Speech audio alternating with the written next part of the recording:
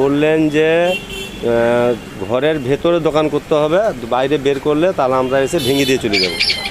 হ্যাঁ, আমি বললাম, ওনাকে বললাম যে বাইরে এক হাত না বের করলে মানুষ দেখতে পায়নি, মানে না সাজালে, ফল না সাজালে মানুষ নিতে চায়নি।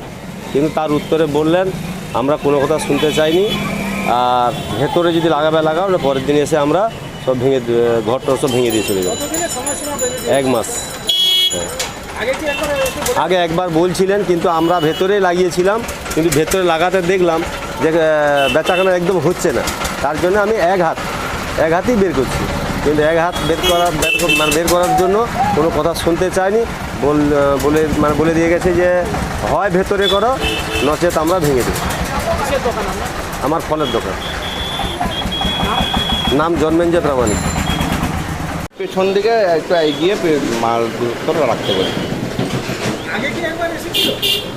আগে তাও সেদিনও আমি ছিলাম না, এরাই ছিল, এদেরকেও বলে গিয়ে হলো যে রাখার কথা আবার সরানো। কতদিন সময় দিয়েছে? কতদিন বলছে সময়ের কথা কিছু বলে মোটা সরে আজকে সরি নেবো, আমি রাত্রে সরি নাও না হয় আমরা ভেঙে দেবো। আপনার নাম? রতন চন্দ্র জান। মতো চলে রাস্তা প্লেয়ার যাতে থাকে সেইভাবে যদি শেড ফেড থাকে ছোটো করে নিতে বলে, সাইডে রাস্তা যেন পরিষ্কার থাকে।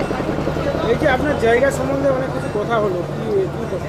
জায়গা সম্বন্ধে কথা হলো, মানে এটা আমরা জেলা পরিষদ থেকে জায়গা আমাদেরকে দেওয়া হয়েছিল, সেই থেকে আমরা এখানে বসবাস করি, আর ছোটোখাটো একটু টুকটাক ব্যবসা করে খাই, সেই পরিপ্রেক্ষিতে আছি। এখন ওনারা সে রাস্তা একটু বাড়াবার জন্য তালা থাকে, সেগুলোকে একটু পরিষ্কার করে নিতে বলেছে।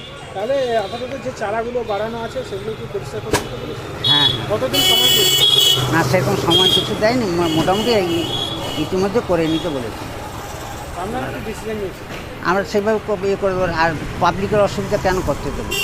আমরা যাতে অসুবিধা না হয় তার জন্য আমরা সবসময়। আপনার নাম? আমার নাম সুনীল কুমার মণ্ডল।